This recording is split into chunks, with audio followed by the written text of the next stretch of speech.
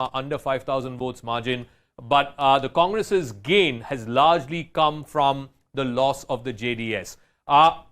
In the longer term, what is of worrying consequence for Kumaraswamy, for Mr. Gowda and his party, is that this is now getting reduced to a 1 in 10 party. It used to be a 1 in 5 party before, a 20% vote share party, but now they're being reduced to a 1 in 10 vote share party, which I think is worrying for them long term. In 2018, at 36%, the BJP managed 104. Yeah. At 36% right now, they are at 76 seats. Yeah, but the conversion, it's a question of conversion. And again, I keep coming back to, North Karnataka, Central Karnataka, Kittur Karnataka, and, where the BJP maxed out, and I hope we can show this. It won big in Central, it won big in Kittur Karnataka, of course in Coastal, which has always been the BJP's belt. I just want to take these two. This is where the election seems to have flipped. This time around, the BJP is down to just 31. Yeah.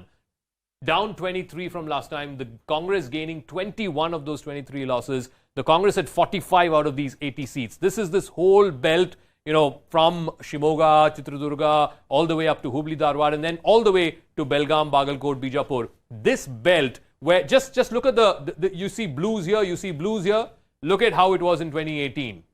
It was saffron all the way here. It was saffron here. It was saffron here. Far less blues in 2018. This time, far more. I think it's seemingly turned in these two regions. Coastal, I don't think there is that much of a difference because the BJP continues to hold on to its sway. It, of course, swept last time around 10 and 3. I don't think there's any great change really there. See, they're minus 28 right now, Zaka, and the bulk of it has come from that Kittur. A bulk of it has come from Kittur, Karnataka. Kittur, Karnataka, and that's where they've lost a lot of place. Let's quickly look at the halfway number. Right now, the Congress way past the halfway mark, ladies and gentlemen, and that's what we will try and focus on at this point. There you go. Here comes the rockets in, and the Congress is rocketing in very, very, very, very comfortably past the halfway mark. 114 is where they stand at. They've actually gone up to 115 at this point. And of course, the BJP trailing far behind. 76. Will they even make up in the subsequent rounds if they claim that these booths will favor them, as they are still hoping against hope? Looks highly unlikely that the Congress is going to be beaten, or the BJP is going to make up this gap of nearly 29 seats from the last time around, and so far short from that halfway mark, that is 113. Right now, the Congress comfortably beyond that halfway, and also the majority number with 2 seats plus. 112 is the halfway and 113 majority. 114, 115 is the lead right now. That's where they are as far as the Congress is concerned. So very, very comfortable in pole position to form government on their own. No Khichdi Sarkar. The trend very clearly shows it's a single party, not just a single largest party, but the party that will also have absolute majority to form government. At present, it is the Congress party. As the rockets zoom out, let's straight away zoom across to the live result hub in Hyderabad. Yes. First results, Anand. Congress is winning from Chitradurga constituency number 98 from Challakere. It is Mr. Raghumurthy of the Congress party winning. So that has been announced. That's the first win that's been announced. 98. Yeah, Raghumurthy of the Congress. In fact, in Chitradurga, other than Shimoga, most of the central districts seem to be going with the Congress this time around. From Kudligi, a Congress candidate is leading. From Sandur, again, a Congress candidate is leading. That whole belt from Vijayanagara, Congress candidate is leading. And I talked about Ballari. All seats, Ballari city seat, Ballari rural seat, all of those seats, it's the Congress that seems to be leading. So I think there is a shift that's happened certainly in this belt as far as Congress is concerned. If you go back and check in on this belt last time around in 2018, the BJP would have got a large number. Here you go. All of these seats in the Chitradurga constituency were won by the BJP last time around. This time, the Congress seemingly doing better. If we were to look at it from the caste point of view, which is the caste which is staying with the BJP? All right, just give me 1 second as we wait for the filter to go back up. Umbrella. All right. I think the Lingayats, there is definitely a story there. I'm just going to put in the Lingayat filter. There were 67 seats that the BJP dominated last time. I think there is a story there. I think the Lingayat seats have split. The BJP has lost in some of those Lingayat seats. They're down 17 from last time. They're down to 23, the Congress 37. And those Lingayat seats are concentrated in Central and in North Karnataka. I think that's really a story. You just compare the blues to the saffron that happened last time around. Look at this. The whole thing, other than a few pockets of blue, the whole thing was saffron. This time it's almost the inverse of it. Zaka, if I may add to the Lingayat point, what we are seeing, because we saw the defections of some, Jagdish Chettar and others, you're not seeing a collapse of the Lingayat vote for BJP, but you're seeing a major erosion of it. Yeah. So it's got split. So the numbers are very clear. Vote as well. Exactly. So in coastal Karnataka, for example, Jagdish Chettar is losing, but Lakshman Sewadi is winning in the other seat, right? So overall, there is a major there is a decline in the Lingayat seats for the BJP. It's not a wipeout, but there's a major decline. Is it only because of the leaders, or is it also because a lot of the Mathadishis, the Mathas among the Lingayats, are not very happy with the way some of these Mathadishis were even asked for commission or bribes? The other aspect is the entire game of Panchamshali Lingayats, quotas for them. Did they actually vote? I think with removing Mr. Yediyurappa. All he quit, and suddenly we had a news break saying he had come to meet the PM. Yeah. And he said, no, I just came to meet whatever. Then he goes back, and then the news comes out that he has quit as Chief Minister. And then all these Math people come to him, and there are all these visuals of him sitting with the Math. It's a very plain fact that this time around, a critical difference was made to the BJP's fortunes, especially among the Lingayat community, because it was not Mr. Yediyurappa who was fighting to be Chief Minister of the state. But, and was he actually campaigning to the extent with which it did. Or would you look at the fact that these are also rural belts where the Congress's 5 guarantees came into play? Yes. The cost 5 guarantees, the 2,000 rupee to the women, the Mahila votes, because a lot of these seats also have women voters who are dominant. Certainly, and if you see the rural belts and the interior belts, is there a certain level of dissonance saying that, or perhaps what the state should have done actually has not been done, irrespective of what the centre was doing for this grouping? And the result may be different in 2024 Lok Sabha, but right now there is a certain punishment that had to be meted out. I'm just asking. There are two things. One is that when you look at many of these central government schemes, they matter in relative terms much more in North India than south of the winters, simply because there are different levels of living. No, or second, saying no. But may make another point. Is an addition. May make another point. Center and state, it will be different elections, so they are anyways benefiting from the central schemes. So this is an addition. 5 promises of the Congress is in addition to what is absolutely. It's in addition. Those promises mattered, and also on the ground, you've not had a very efficient state government, and that has percolated down. It's an election fought on local issues, and the Congress managed to keep the attention on local issues. The Congress was resisted the temptation of making it national. See, I want to make 3 points. See, the 40% government thing was a very Bangalore thing. No, it has not had any great effect in Bangalore, though. But there's a corruption thing that was very simmering in rural Karnataka, especially in the parts that he's showing of recruitment. That there was a recruitment scam, but it never made big news in our papers. But there was a great deal of disgruntlement about that. And 2, it's not just Lingayat votes; it's the ST votes that seem to have gone there. That's why I'm saying you should look at those numbers. I don't know whether we'll ever get it correctly, but I think that also is something you need to look at. It's not just the Lingayat votes. I think. I'm just looking at central Karnataka again. This is Chitradurga, Davangere, Haveri, Shimoga. Chitradurga also, we tend to forget that whole scandal in that Matha was in this belt. So, there were a lot of Lingayats who were unhappy because of that. Griha has an update, but look at this. Out of 26 seats in these central districts, 17 have gone to the Congress, a gain of 12. BJP down 13 in single digits. I think that again is a story. But Griha, yes, go ahead. Zaka, an update from Bangalore Urban. Chamrajpet is a constituency where Zameer Ahmed Khan has won. So this is the second victory that's been announced. And the margin of votes is over 40,000, 160. Last time he won with at Chamrajpet. 33,000 votes. This time the margin is increased despite Bhaskar Rao. I think he's a former police commissioner. He switched over to the BJP. Zameer, I think, had famously said he's not going to campaign. And I guess he had reason enough to say that. But again, the Bangalore city, now the Congress has gone slightly up 16 to the BJP's 15. But BJP has gained 4. The Congress is down 1. So let's see. I think some of the older Congress stalwarts, Harris is back in the lead in Shantinagar. I think Mr. George is in the lead. So some of the older Congress guys are still leading. In the outer sort of constituencies, the BJP seems to have Zaka, made what some about gains. those 72 new faces that the BJP had fielded? Yeah, let's just take a quick check. I think a lot of them were in, let's say, the old Mysore belt. All right, Siddaramaiah is speaking. Let's go ahead. Yeah.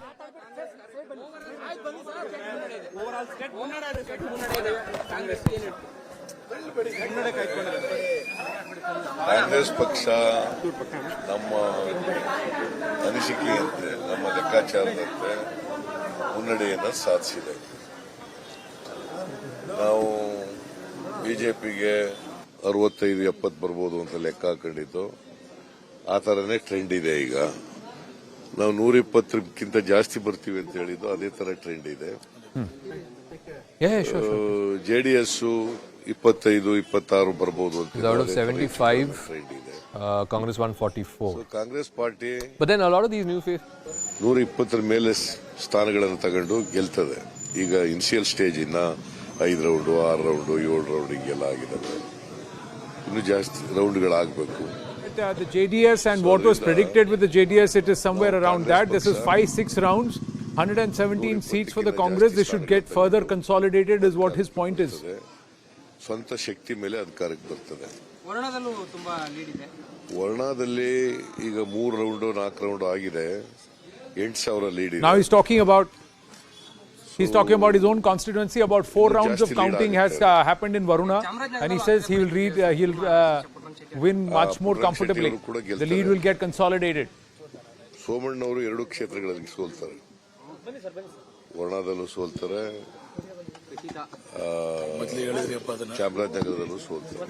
Sir, totally ಒಂದ್ ಕಡೆ ಕೇಂದ್ರ ನಾಯಕರು BJP ಪರವಾಗಿ ಬಂದಿದ್ರು. ಅವ್ರ ಅಲೆ workout ಆಗಿಲ್ಲ ಅನ್ನೋದು ಇಲ್ಲಿ ಸ್ಪಷ್ಟವಾಗಿ ಕಾಣ್ತಾ ಇದೆಯಾ? ನಾನು ಹೇಳ್ತಾ ಇದ್ದೆ, ನರೇಂದ್ರ ಮೋದಿ ಅವರು ಎಷ್ಟೇ ಸಾರಿ ಬಂದ್ರು ಕೂಡ, ಅಮಿತ್ ಶಾ ಎಷ್ಟೇ ಸಾರಿ ಬಂದ್ರು, ನಡ್ಡಾ ಎಷ್ಟೇ ಸಾರಿ ಬಂದ್ರು, ಅದು ಕರ್ನಾಟಕದ ಮತದಾರರ ಮೇಲೆ ಏನು ಪರಿಣಾಮ ಬೀರಲ್ಲ. So no matter how many times PM Narendra Modi or Home Minister Amit Shah come and conduct rallies and whatever, it is not going to have a big impact in Karnataka. Karnataka voter is different, they think differently and the issues are different. ಇವರಿಂದ ಜನ ಬೇಸತ್ತಿದ್ದಾರೆ, ಜನ ಬದಲಾವಣೆ ಬಯಸ್ತಾ ಇದ್ದಾರೆ ಅಂತೇಳಿ ನಾನು ಹೇಳ್ತಾ ಇದ್ದೆ. ಬಹುಶಃ ಅದು ಅದೇ ರೀತಿ ಜನ ತೀರ್ಪು ಕೊಟ್ಟಿದ್ದಾರೆ ಅಂತ ಹೇಳಿ ನನಗನ್ಸುತ್ತೆ. So Siddaramaiah is saying as more rounds are counted, he is confident that Congress will consolidate the lead. Let's just set down Air Alexa and quickly look at how the chart looks. How does the Vidhana Saudha look at this point, ladies and gentlemen? What is the story as far as the Vidhana Saudha is concerned? Let's just set Air Alexa down right next to the Vidhana Saudha as we come to that beautiful building. Right now, the Congress party is sitting in government comfortably all alone. The rest of the contenders will be sitting in the opposition. The treasury benches belong to the Congress party. This is how the entire pie, the arc looks like. Halfway past, 117 leads and wins already in for the Congress party. Comfortably past the halfway mark of 112, 5 seats plus. So, not very unsettling. Will the Congress want it to be further consolidated? 120 plus? Yes, they would. And this would be also bucking a trend. It's after a long time that Karnataka is voting in clear majority. And that's what's is important. The BJP slipping down to 73 now. No way they're going to come back in contention irrespective of how many more rounds are left and whatever chances they talk. They have huge amount of introspection to do. What are the issues that did not work in their favor? But more importantly, the Congress proving that by keeping the issues local, they can challenge the BJP directly. They can fight this election, and if they can win Karnataka 224 seats and come back and fight like this, does that set a template for the other states that will go into the polls ahead of Lok Sabha 2024? And how does this place the Congress party overall? Of course, the local story right now in Karnataka is who is going to be Mukhyamantri. And there it's not just DK Shivkumar and Siddaramaiah. There is another person who's thrown in the hat. G. Parmeshwara has come out and said a Dalit should be the chief minister now. Ms. Tula.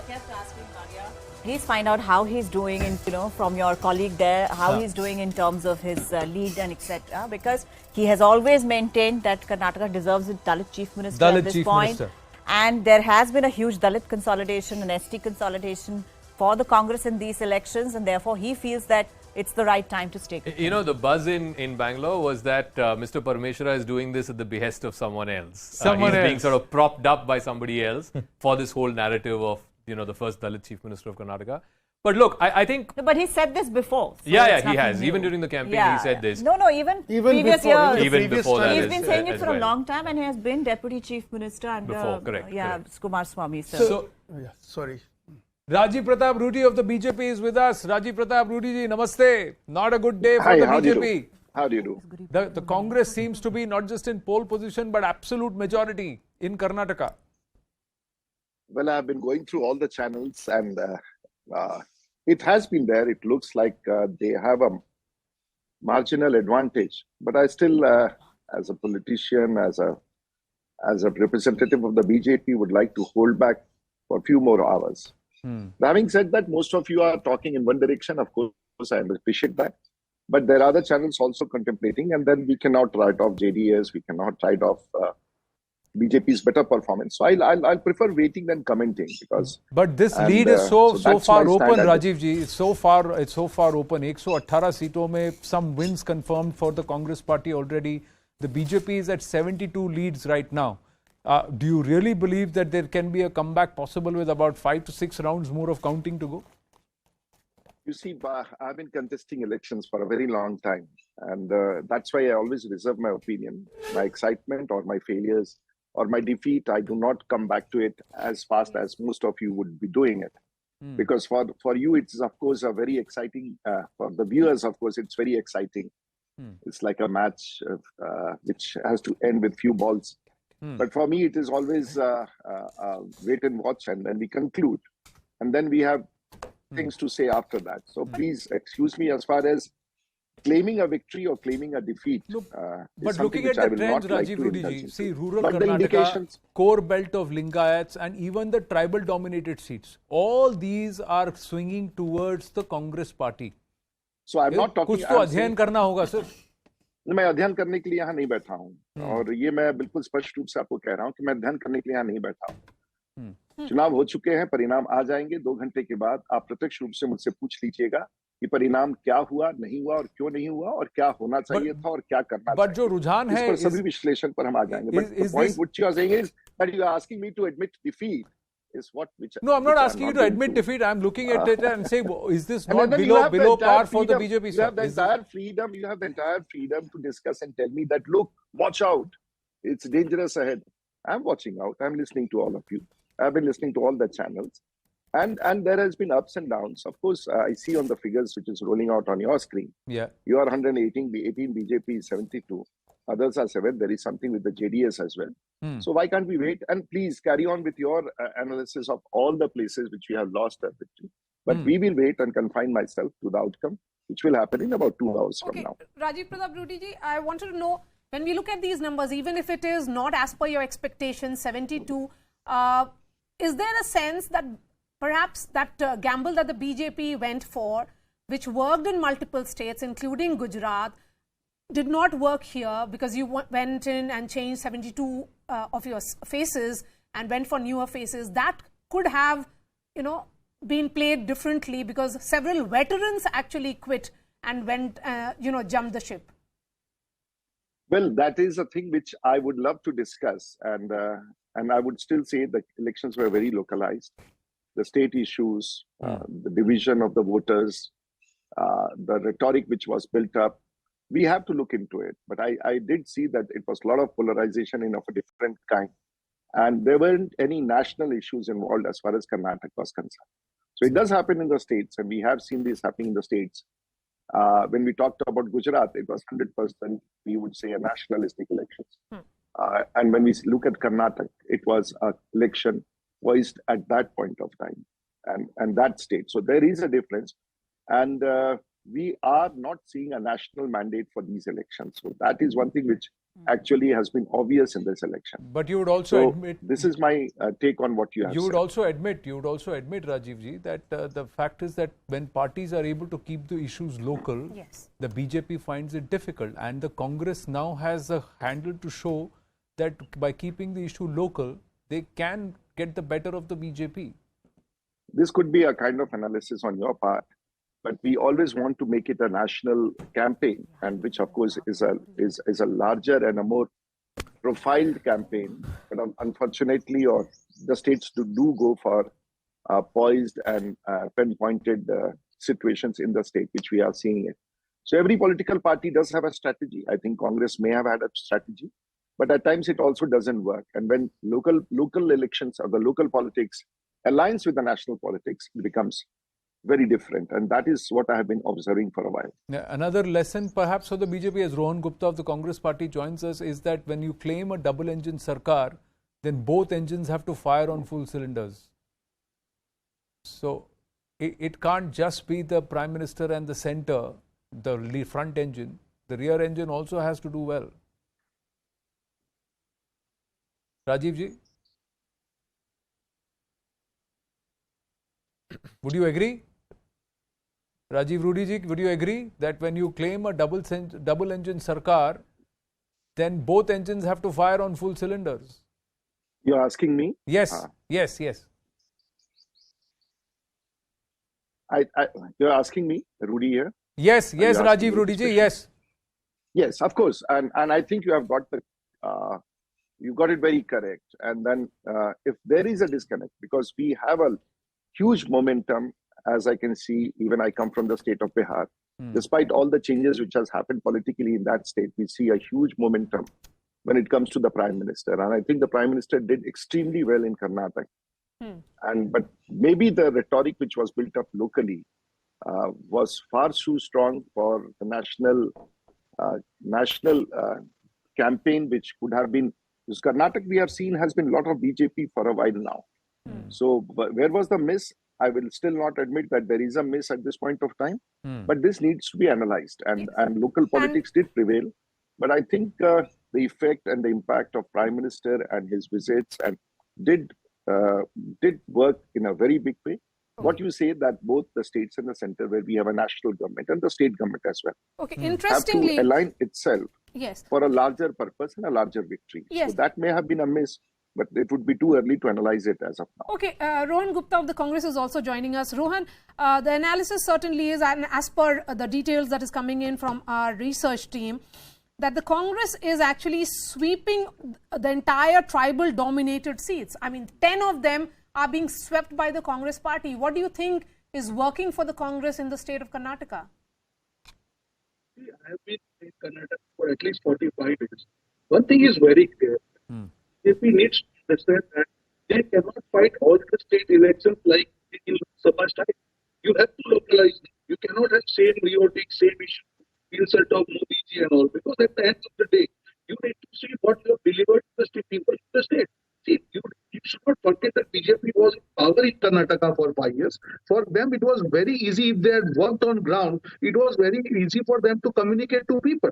I think one of your panelists was talking about one engine working and other engine not working. No, both the engines have worked against Karnataka, whether it is GST dues or injustice to Karnataka on many ways. I have been here. The local issues of 40% corruption by state government had penetrated in the minds of people where BJP could not do anything. But more than your campaign of 40% corruption, was it also pro-Congress vote in terms of the 5 promises or 5 guarantees that you gave?